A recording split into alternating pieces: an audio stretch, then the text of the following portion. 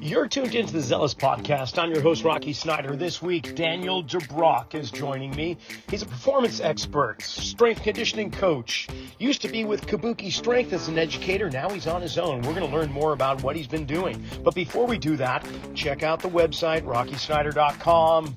Blogs, podcasts, online learning, CEUs for athletic trainers, physical therapists, strength coaches, personal trainers, heck, even chiropractors. Just go to rockysnyder.com for learning more information. And if you want to learn even more, perhaps in the way of a master's of science degree, then go to satantacollege.com. They've got Masters of Science in Applied Sports Biomechanics and Movement Science, performance coaching. Heck, they've got one on applied sport and exercise psychology, as well as sports injuries and return to performance management. Just go to satantacollege.com, enter RS10 for 10% off tuition today. Follow us on Instagram at Rocky_Snyder. You know, if you haven't subscribed yet, do yourself a favor and click the button, please. Enjoy the show. Well, Daniel, it's a treat for me to have you on because you are in an environment, an arena, which we haven't really touched upon, and that is training and educator, kind of outside the confines of collegiate and professional sports, although I know you've delved into it. So before we get underway, I just want to welcome you on to the Zealous Podcast, and let's hear from you. Yeah, I guess for starters, I want to say thank you for having me on. It's always great to be able to connect with other people in the industry and just be able to kind of chat about things we're both passionate about and experienced in. So thank you for having me on. My pleasure. Now, uh, as we talked before we hit the record button, you're a man with great spiritual principles and a certain path, and I want to honor that. And if you want to give some words before we get really underway, prayer or sentiments, this would be a wonderful time. Absolutely, yeah. Thank you for allowing that, by the way. So, um, Heavenly Father, I pray that you guide my words, my actions, and my conduct, so that I can be of the most value to the listeners. I pray that you speak life through my words and not death, and that what I say is valuable and helps other people on their journey and ultimately leads them closer to you in some form or another. And I pray this in the name of the Lord Jesus Christ. Amen. Also, for anyone who's not Christian out there, when I say speak life, not death, that is scriptural, so that probably doesn't make sense to some people, but just for a little bit of added context.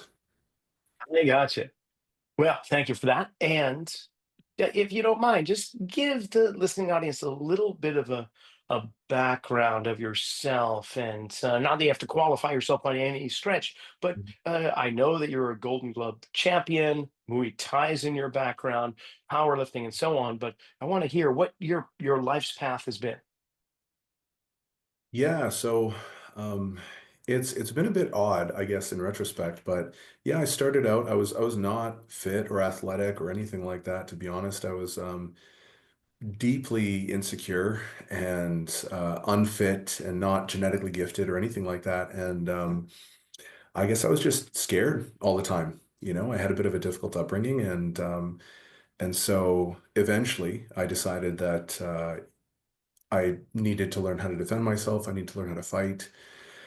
And I started learning, and um, then I just took it very seriously. And I would train 6 hours a day, 7 days a week, and I did that for a very, very long time. I started fighting, and I'd win, and I was like, "Oh, okay, I got lucky," and then I'd win again, and I eventually realized that I had a bit of an aptitude, and then over time, yeah, I won the Golden Gloves, and I fought in boxing and Muay Thai. I did jiu-jitsu as well and competed in that, but really where I excelled was boxing and Muay Thai. And then after I'd retired from that, I I had this big gap in my life, I guess, because I didn't really have a whole lot of friends because my life was so consumed with my training. Like that was what I did. And so I'd go to work because I was a chef as well, and so I'd go to work and then I'd come home and I would literally just sit on the couch and wait because I didn't have a television. I would just read and I would just wait for the next day. And I did that for a couple weeks and realized very quickly, okay, this is not sustainable. So I need to find something else to do. And one of the guys that I used to coach at boxing was him and his brother were like multiple time Olympians. I think they won silver medal or something like that in Canada bobsleigh. So phenomenal athletes. And I think his name was Mark LeBlanc or something like that. But he was like an OG in the bobsleigh world, I guess. I think that's his name. This is so long ago, so I apologize if I got his name wrong. But at any rate, and he was a phenomenal athlete, just in wild shape, crazy explosive, powerful, fast, and a really impressive physique. And so I was like, you know what, that looks like a lot of fun. I'd like to be able to do that stuff. And so I decided to go and check out the bobsleigh stuff. And one of the prereqs was, power clean and stuff like that. And so I was like, okay, like I can do the sprints, I can do all these other things, but I don't really know what this Olympic weightlifting thing is. So I started doing that and realized pretty quickly that that was a lot more fun than bobsleigh. So I just started doing that. And I didn't get very far in that. I got to well, because at the time I was working such insane hours, I was only sleeping about 4 hours a night because of how much I worked. And so obviously I wasn't able to recover. And we were training just really hard. And so I just couldn't recover. So I did make a lot of progress, but I think I only got up to like a 150 something clean and jerk, at like maybe 88 kilos or 86 kilos. So I wasn't very strong. I was strong-ish, but nothing crazy. And after I left and I started my own company, I had a lot more time on my hands, and so I could sleep more. I recovered better, but I also had been injured, and so I had transitioned to powerlifting. And so then, at that point, that's where I started actually getting strong, started to gain some more size and things like that. And yeah, and then that was basically it for me. Like when I started Olympic weightlifting, that's actually how I became a coach, was because one of the guys there had heard about my fighting acumen. Was like, "Oh, have you ever thought about being a coach?" And I was like, "Not really." And then he's like, "Well, if you go to school, get a diploma or whatever, like we'll hire you." And that's basically how it kicked off. And so that's basically how it went. That's wonderful. So, for the audience who's only listening to the audio portion of this podcast and are not watching the video, I just got to explain that Daniel's physique is reminiscent of the mountain in Game of Thrones. That's Not what not I'm quite. getting through. Not Yeah, well, your quite. shoulders have their own zip code, brother. They just wide, and I'm thinking Magnus, and things of that nature with you. And of course, you're from your lineage is from that area, Dutch, Netherlands. Yeah. the Netherlands, yes. And so, just picture that in your mind as we're talking here. Now, it's interesting. We've got one thing in common. We're both working on the line or as chefs at one point in time. And I'm just curious, how does that play? Does it play a role in what you do these days in any way? None. None, because I cooked in fine dining. I was a chef in fine dining, and so Oh, we I mean the three main ingredients in all French cooking is butter, butter, and butter, right? yes. So, as a chef, yeah, I'm sure you get that as well. But so it really doesn't. My diet is very simplistic. The behavioral modulation interventions that I implement with clients and athletes is very simplistic. And in my experience, the more that people ask for like, recipe books and variety and variability in their diet, the less success they have. And I think that's pretty fairly obvious as to why. And so it really doesn't. At some point, I have thought about maybe sitting down and coming up with some very simple tactics, more so maybe having like like a YouTube series, because I have a YouTube channel, right? So maybe having a YouTube series where I might teach them cooking techniques. So it's like, here's how to sear something and then finish it in the oven. Here's how to, basic knife skills, things like that, that actually would allow you to make really delicious food, or even just like marinades that are low calorie. Like I think things like that, that are very, very simple, that are just basic fundamental cooking, um, could be beneficial, but it's just really not anything that I've ever really seriously considered. It might be something down the road, but I'm so busy now that I just don't have the bandwidth for it. Yeah. I'm rather slow-witted, and I'm trying to keep up with you there when you say if you broaden your menu, the likelihood of like adherence to a program diminishes. Mhm. Um, how so? How is that? rather than just sticking with basic, the what you know to be good and just staying with that? How is it that broadening out your recipes, so to speak? Would it have a negative impact? Is that what you're asking? Yeah, yeah. Yeah, great question. So, um, essentially, when you look at variability, you're always introducing new potential points of error, right? So, if you have a recipe where you're doing, you've got 50 different ingredients, well, you have 50 different opportunities to create larger measurement error, right? Also, there's something called the food palatability reward hypothesis, where if you eat, and it doesn't necessarily need to be ultra processed, but let's just call it ultra processed and in another category, but they are similar, just highly palatable foods, right? So if you eat really delicious foods, it actually creates this uptick of hedonic pursuits of eating. So you actually desire to consume more of those foods. Also, hyperpalatable foods generally are much easier to eat. So you eat them faster, and satiety signals generally take about 20, 30 minutes-ish to kick in for, individuals. And so if you're eating faster, the probability that you're going to overeat is much higher. If you're eating 4 times a day, 5 times a day, 7 times a day, if you're a very large athlete, then we have, again, 7 opportunities to overconsume food or underconsume, depending on what it is that we're doing, right? Although the probability would lean towards overconsumption. And so essentially you want to keep things as simple as possible. Like imagine creating a program where every single week you're doing something completely different. Even West Side, so West Side Barbell for any strength athletes was like a conjugate system, and they would have a lot of variability. Even though they had a lot of variability, one, the athletes were super high level, so their neurological system was already very well ingrained when it comes to the motor patterns of the big three lifts and their variants. That being said, they still had staples that they did. They still had speed work and they had max effort work. So those things, even though the modality or the implement was maybe different, what they're doing was still fundamentally very similar. And so the more variability you have, the less certainty you have. And so again, it's not a guarantee. It's just in my coaching practice, I've been coaching for 12, 13, whatever years, however many years it's been. Um, well, 15, yeah, I think 13 years as of now. But that's just been my experience. Whereas if you keep things more standard, it ends up being a lot better. And again, these things are subject to change depending on the context. For a newer individual, someone who's maybe more novice, that is 100% true. For someone who's very advanced, who's very, deeply ingrained routines and systems and behaviors, then you have a lot more flexibility. But I'm always a big believer of first, let's learn the rules before we start manipulating or personalizing things. Kind of like, Floyd Mayweather fights in like the Philly shell like this, right?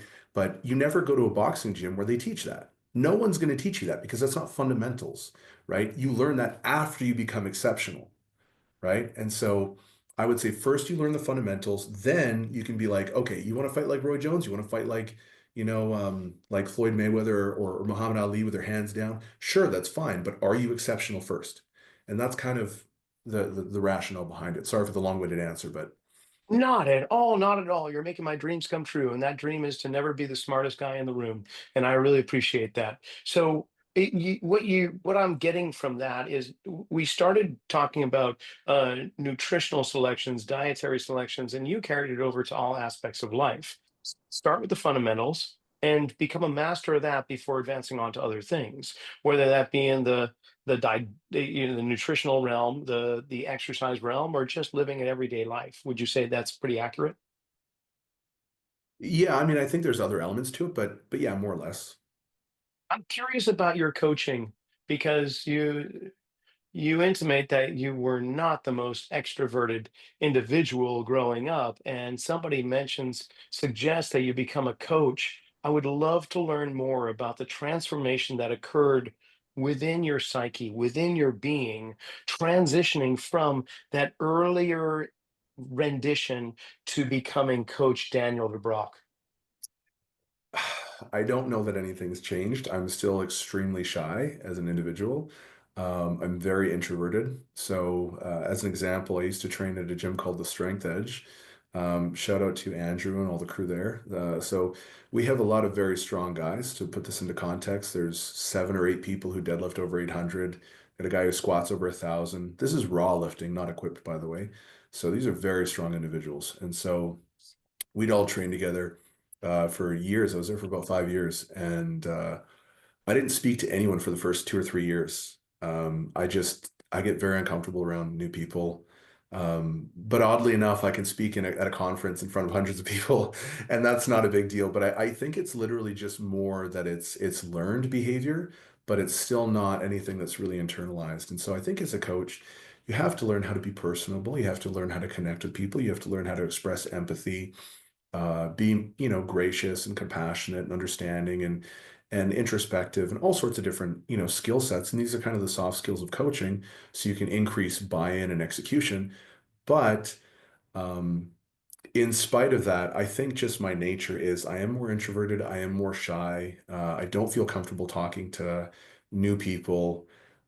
Even though I can, it's still not something that's feels really normal to me, you know? Yeah, yeah, I do. I honestly do. And you, the listening audience may not realize, but I am very similar in that way. I was rather shy growing up, especially when it came toward the opposite sex, and going into large gatherings, rooms, and conferences. I would find myself becoming just the one that stayed over on the corner against the wall, didn't integrate with anybody, and then it dawned on me that these people are experts on them in one topic. Everyone has one topic they're an expert in, and that's themselves. So if I just became curious and went up to somebody who looked like they were having the same kind of environment that I was encountering, then I just go over to them and ask them questions like I'm doing right now. And boy, it sure helped me a lot, and to the point where now I'm doing this on a weekly basis with people I've never met and yet feel connected at the same time. So I totally understand what you're saying. Now, you had been an educator for Kabuki Strength and no longer doing that, but started your own company and there's an educational component there. Would you mind kind of elaborating on that? Yeah, so I was director of education at Kabuki. I worked with them for about 3 years and then left, I think 2023, kind of before all the craziness happened with them. But yeah, and so for me, a huge aspect of my coaching is education. So when I work with clients, and I use client and athlete interchangeably, just FYI. Um, But when I work with them, there's a massive, massive educational component because I'm a very, very hands-on coach. I'm incredibly meticulous with, if we're doing like video reviews or biomechanics assessments on like the execution of particular movements or patterns. Um, these are things that I really am meticulous on. I go very deep on. And so through that process, I educate. If I'm coaching someone on a dietary, like on their nutrition, there's a lot of stuff that's going to go on there. I coach people on lifestyle. We coach people on all sorts of facets of their life because people are not, you can't separate an individual from their context, right? And so this kind of goes into the biopsychosocial model. And so I've lectured on this, I've published on these things before. Like this is, I think actually what I'm most known for is my, I guess, expertise on behavior modulation, specifically regarding nutrition. But it applies to kind of all aspects of performance, right? Because if we look at performance as a matter of inputs and outputs, we have stress, we have, general health, we have sleep, we have recovery, we have the training stimulus itself, we've got dietary interventions, we've got supplementation. If they're using exogenous supplements like PEDs or whatever, like I don't really mess around with that. Like I do coach athletes that are enhanced, but I don't know enough about that stuff to feel comfortable um, making recommendations or suggestions. So I do have people that I would refer out to for that, but outside of that, like that's still going to affect how they respond to things. So understanding how things all integrate and work together is extremely important. Like if you're looking at someone's performance and it's down, and they might not know why, but then I look at the data and I say, okay, well, it's very clear why because of X, Y, and Z. And so I'm big on collecting data. I'm big on having lots and lots of communication with my athletes. Like I talk to them probably 5, 7 times a week, most of them anyways. It's extremely important in my mind to have really strong communication, understand what's going on, understand the recovery. If they're enjoying the training, like buy-in is so, so important. Um, and so throughout that entire process, I'm asking for stuff, but then I'm also educating. And so if I have someone who's newer, and let's say they're just, looking to build some general strength and they're doing like a lateral raise, I'm going to keep things pretty basic. I'm going to say, hey, I want you to just pause briefly at the top and then lower down a little bit slower. Maybe count to like three by the time you get down, then come up with control. So it's going to be something like that. If I'm working with someone who's a little bit more advanced, I might talk to them about like their scapular mechanics. I might talk to them about their thoracic positioning, especially for more advanced athletes. You actually do get structural changes, not just like, more muscle, thicker tendon, stuff like that. But you actually get a change in the shape of your rib cage, in the structure of your pelvis, and like because when you have that much load compressing you over time, it does change your morphology, or at least it can, and it does for many people. And so these are all things that, depending on the individual, depending on the context, need to be understood effectively, especially if I'm giving them something and they don't understand it. They're like, why are we doing this? This doesn't make any sense. They need to understand why in order to get that buy-in so they can do it and they can do it to the degree of execution that's required to get the desired outcome. And so education is extremely important. Then when we talk about people who have more, disordered eating type behavior, whether it's subclinical or full-blown clinical, that's very relevant. Just even something as simple as understanding what the process looks like. So like, okay, I'm coming to build a bunch of muscle and turn into a physique athlete. What does that process actually look like? What are the things you can expect? So educating people around that and navigating through challenges is very, very important because I think people often have preconceptions that are just wildly inaccurate. And because of that, they measure their current experience against a completely arbitrary assessment of what they believe the process looks like. And because of that, they're like, oh, I'm a failure if I mess up, or oh, this or oh, that. And it's just like, so it's completely counterproductive. So education is extremely important in all facets, in my opinion. But again, that's also just kind of how I operate because for me, it's very important to understand what I'm doing. And so that's also one of the reasons why it's such a weighty part or aspect of my own coaching process. You mentioned, by the way, that was great. Great response. Really appreciate that. You mentioned the compressive loading, and of course, with powerlifting and physique training and so on, we have continuous compression on the structure, and therefore we're going to see bony structures change, alignment, and so on. How much time do you design into a program with decompression? Is there, and what might that look like if you do? I don't want to assume anything. So, I mean, it's just going to depend on the individual. Like, there are some guys who are crazy freak athletes, and I look at them and I'm like, you move phenomenally. I don't know how you have no injuries. I don't know how you have no major restrictions. You move phenomenally.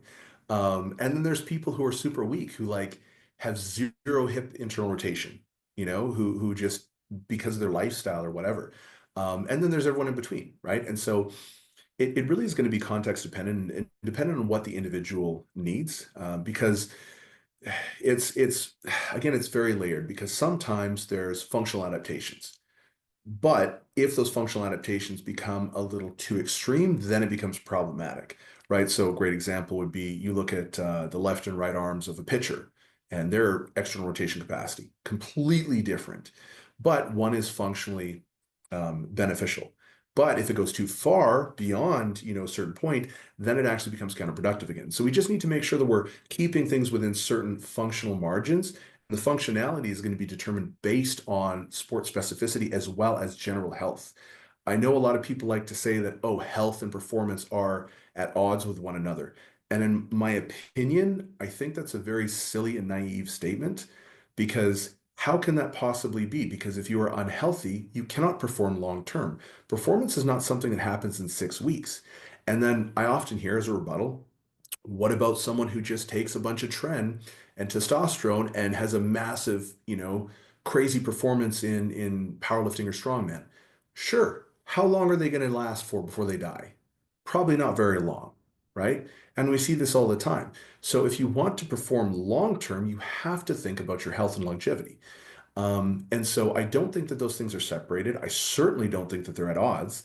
And when it comes to decompression or really any sort of intervention strategy to regain, let's say, access to range of motion or certain functional capacities or maybe tissue capacity or stability at certain end ranges, anything that we're trying to restore, let's say, is really going to be contingent on what the athlete is presenting with and whether or not it's rate limiting factors. There might be something where I'm like, okay, this is something we need to address, but because it's not like a main issue, it's not limiting their performance, they're not experiencing just sort of symptoms that are causing pain or discomfort. We really don't need to be as aggressive with that. We can kind of slow build that and prioritize other things that are going to have a larger magnitude of effect, especially in the short term.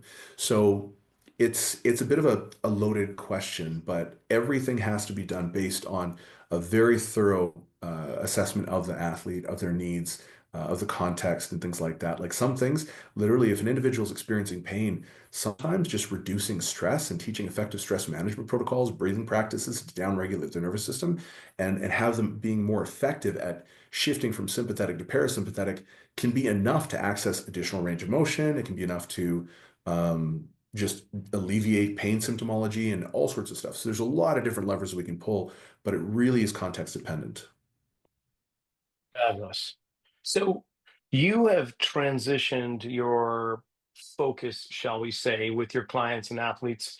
The majority, as I understand it, are physique competitive, physique competitors, I guess you would say, bodybuilding and the like, from previous, maybe boxing, Olympic weightlifting, and so on, powerlifting.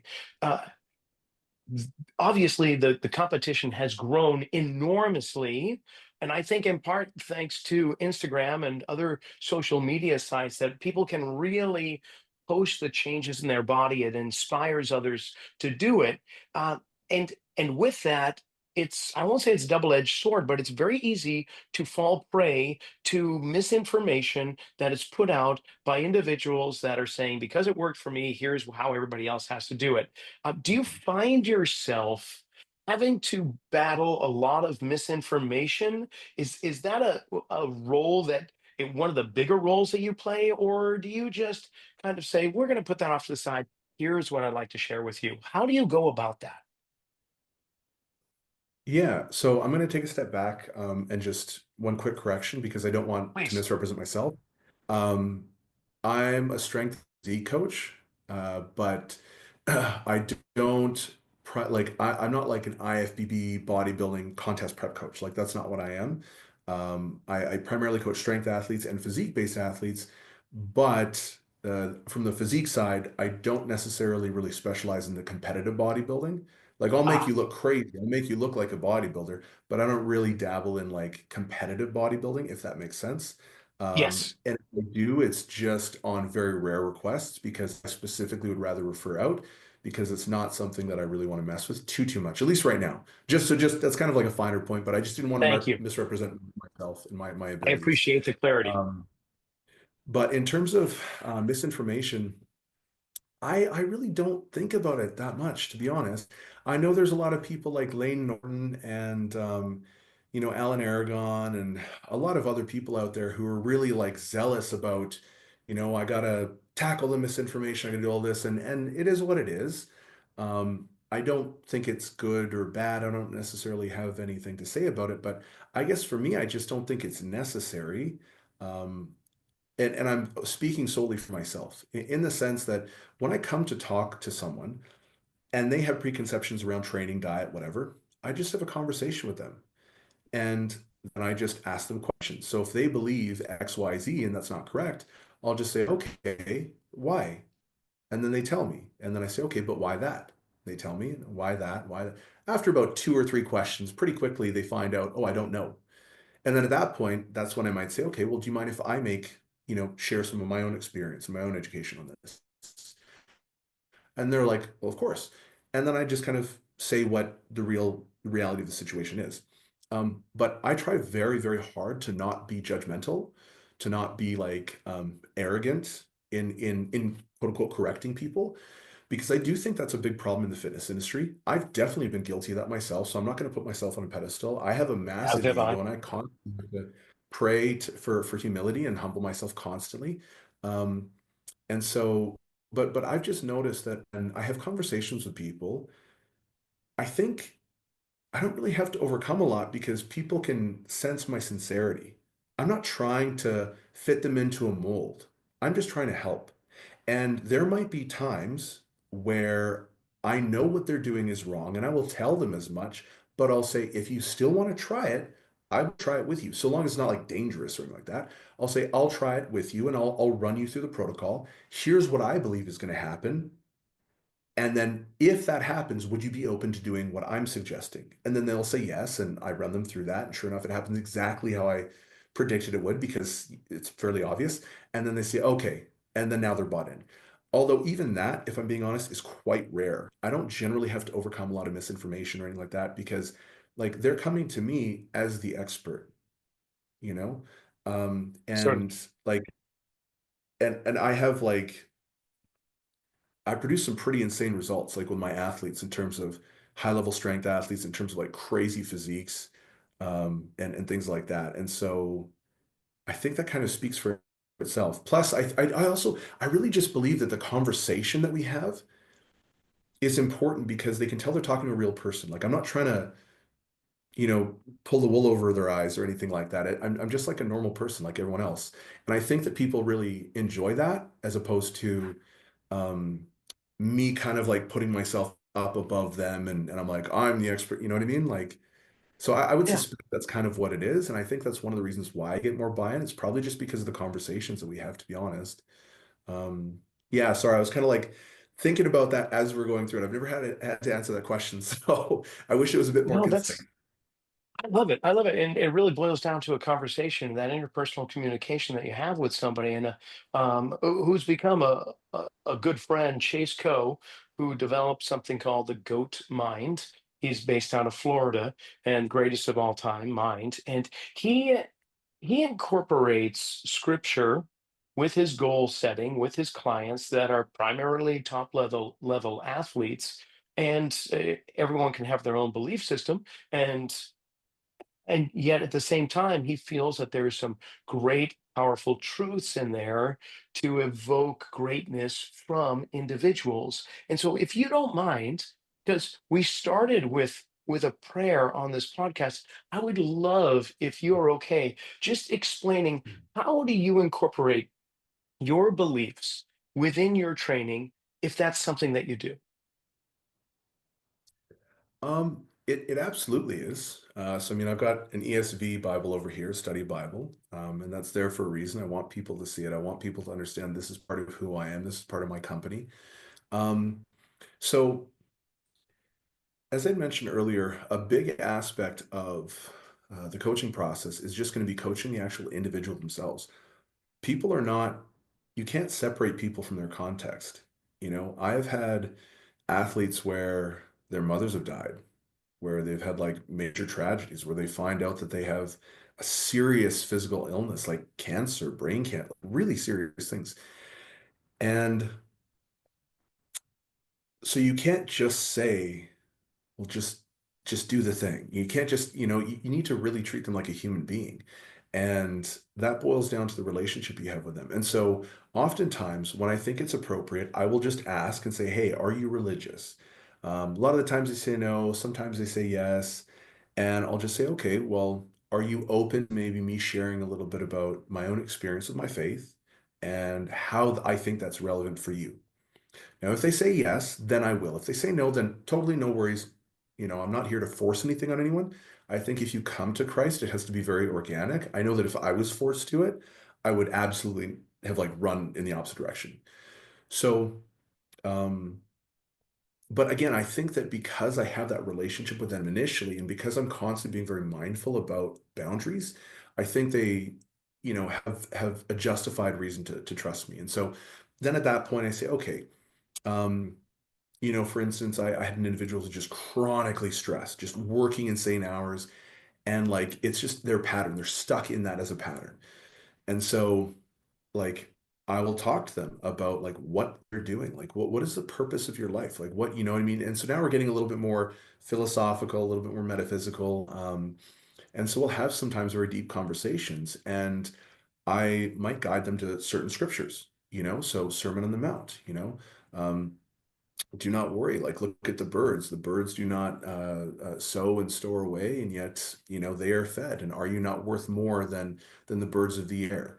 And so there's so many you know, scripture or so many verses in scripture that talk about anxiety or worry or stress. Christ says, lay your burdens on me. He says, um, my yoke is easy and my burden is light. There's so many different things. And so I might talk to them about stuff like that. And as it pertains to them, I usually try and share my own personal experience. Um, that has some sort of relevance, obviously, and then talk about scripture in that way and say, here's why that's relevant. So for instance, if like a client is really struggling to just kind of take a step back, reduce the load on the bar because their identity is I'm a high performance athlete, but we're like, hey, that's not you right now. You're injured. We need to do this. We need to build you back up. That's very difficult sometimes to accept. So I might just talk about that. I might pray for them. I might give them audiobooks or like a sermon that I've heard or something that I think is going to help. Now, I don't try and just inject faith wherever I can. Like Sure. if it's appropriate and if I think it's going to help, then I'll do that. If I think that, like let's call it a secular whatever, that's not accurate, but like if it's an article that has nothing to do with faith, but it's going to be more appropriate, that's what I'm going to do. So I'm just looking to help them. And um, it's been really cool to see actually because I talk quite openly about my faith on Instagram. And the number of people who've reached out to me who've told me, and even clients who've converted, who have started going to church, who have started reading, the Gospels and things like that, and they've mentioned to me like, wow, this is something that actually is giving me like peace, you know. Um, and you see that transformation. It's really incredible to see. And I'm definitely, I have to say right off the bat, that has nothing to do with me, and that has everything to do with God, because I can't change anyone's mind. But when you read scripture and you're open to it, God will speak through scripture.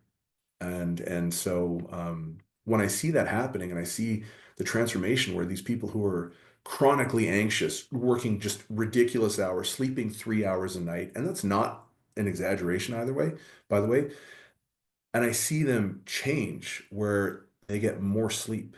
They start to calm down. They start to slow down. They stop prioritizing their business over their health.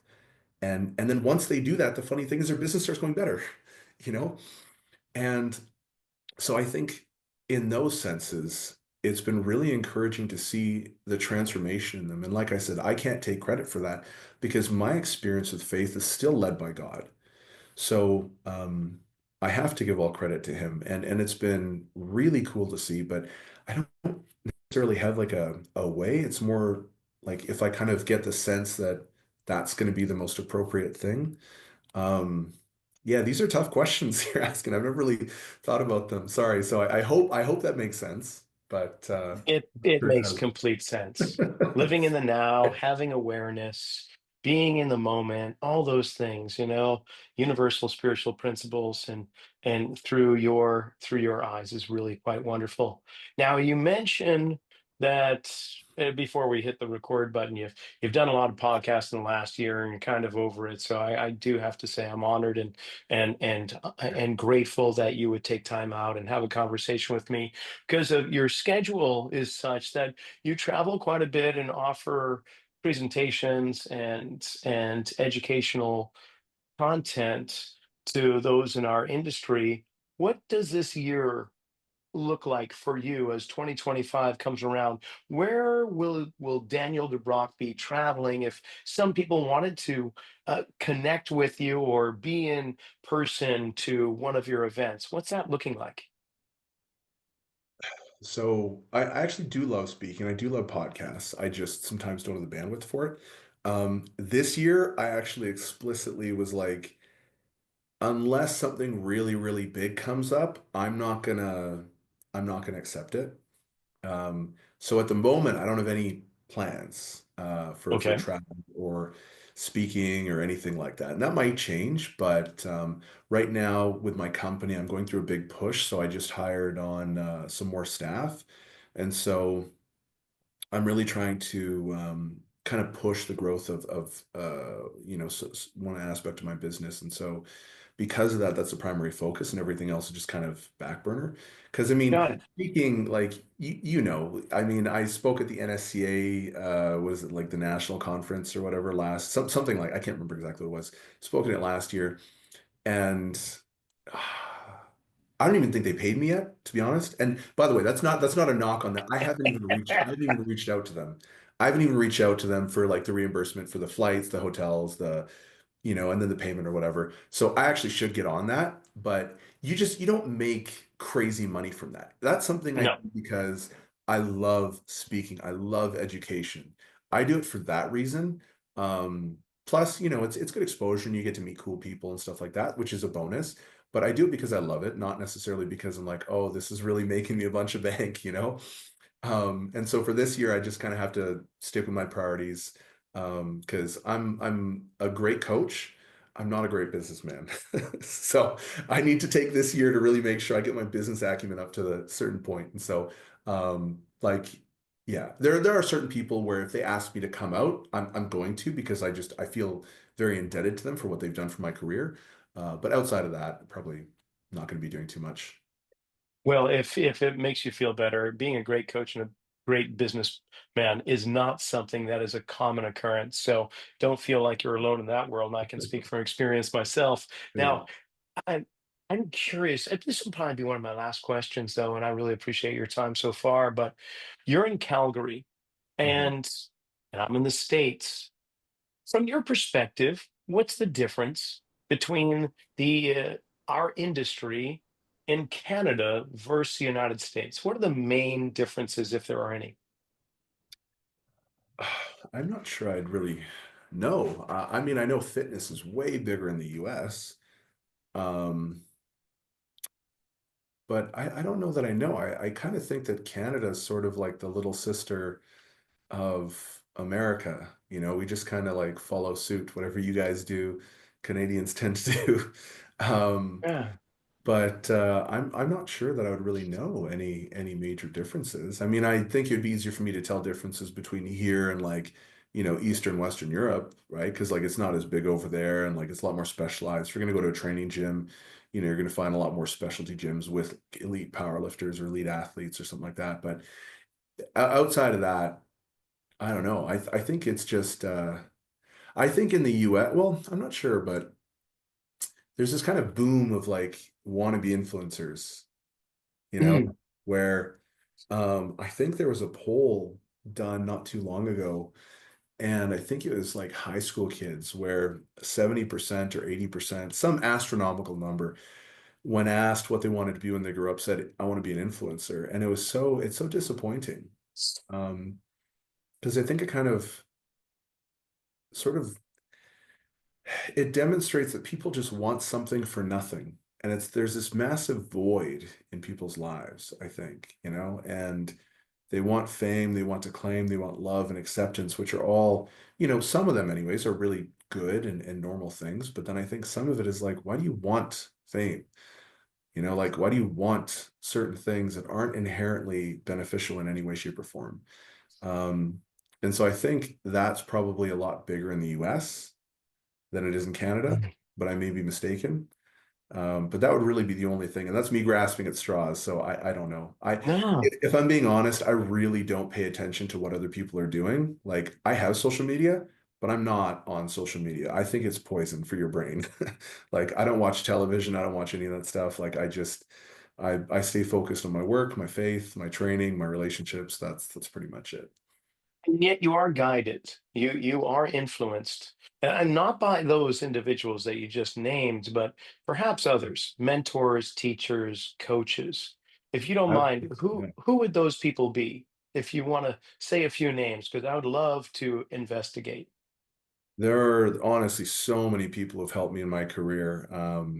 Recently and early on, I could list like I guess dozens. I'll list a couple. So Mike Israetel has been a phenomenal help to me. Dave Tate, huge help. Chris Duffin, huge help. Andrew Coates, great help. Um, like there's honestly way too many to even like name on here. That's a good Um, start. but yeah, those people have all been tremendously helpful. Greg Knuckles, even just for like certain things, like helping me with like a U.S. visa and offering me like letters of recommendation, things like that, like super, super helpful. Um, and just giving me different opportunities. And that I don't need to necessarily go into, but all of those people have been tremendously helpful for my career, for my own development. And then, the people, actually, a couple people at my church.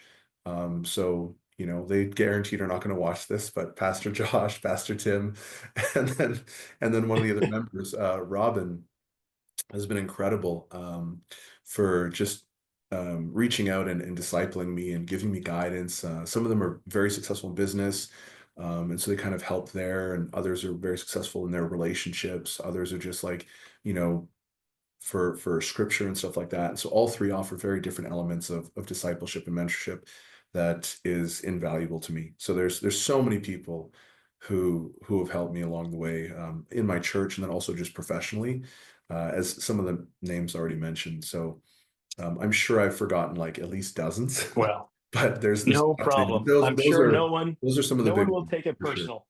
Yeah. So, and then in closing, I'll guess for those that want to follow Daniel DeBrocke, I don't know if Double D is a nickname that people give you or not, but I could see how it would fit if it did. But Daniel, if people wanted to follow you, say on Instagram, LinkedIn, TikTok, or Snapchat or whatever, how do they go about that? So I think I'm pretty sure I have a Facebook, but like I've got some other channels as well. But realistically, the only ones that I actually use are going to be Instagram and YouTube. I'm redeveloping the website right now, and so I don't really do anything through my website at the moment. So that's not really going to be a good place. But yeah, Daniel_DeBrocke. That's my YouTube. That's my Instagram. YouTube and Instagram is that's where I'm actually active at the moment. And so that's going to be the best way to reach me. Well, this has been an honor, and I again thank you so much for your time. My selfish pursuit of learning has been accomplished once again. And for the listening audience, if you were alongside me and were able to learn something, I hope you have, because there was a tremendous amount of insight that you've shared. So thank you again for being on. Yeah, thank you so much for having me on. I really appreciate the opportunity to, one, connect with you and just learn a little bit more about you, as well as speak to your audience. And I hope they got something out of today's conversation. Well, that's it for this episode. Whew, I feel like I just ate a full course meal, and I'm thinking you did too. Thank you, Daniel, for coming on, and good luck into the future wherever your educational path takes you. Speaking of educational paths, go to rockysnyder.com. Check out my website if you need continuing education before the end of the year, or you just want to learn a little bit outside the box. We've got online learning as well as in-person events coming up, and we'll be telling you a little bit more as the year progresses. Be sure to check out setantacollege.com. Remember, you've got that 10% off discount code RS10. And if you haven't followed us on Instagram, shame on you. Just go to @Rocky_Snyder. While you're there, check out my book, Return to Center. And we'll see you next week.